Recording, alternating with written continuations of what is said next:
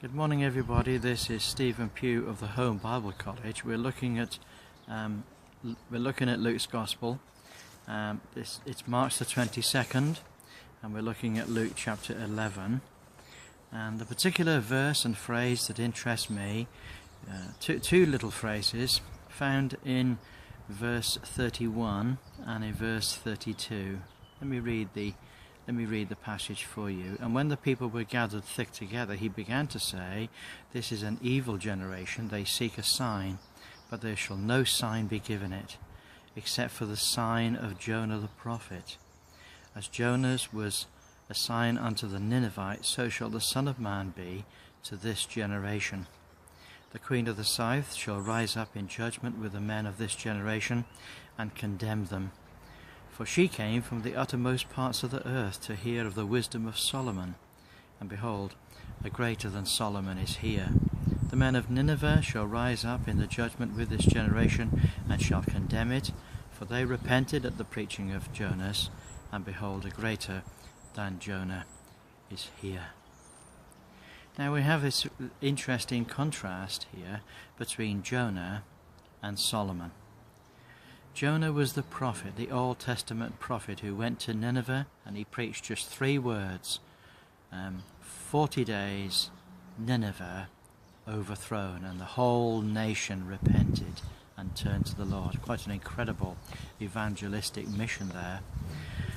The most successful prophet ever, and yet he was a bitter old man, and full of difficulties in his own personal heart.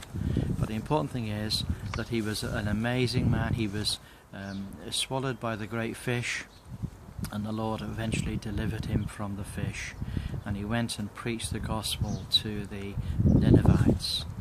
Jonah was the man who went lower than anyone ever did. He discovered, he says, the foundations of the earth. And there Jonah, inside the fish, went right down into the very depths. Nobody went deeper than Jonah did. And we then have him contrasted with Solomon, who was the greatest king that Israel ever had. I don't mean great in every sense, but he was greatest in power, greatest in wealth, and greatest in wisdom.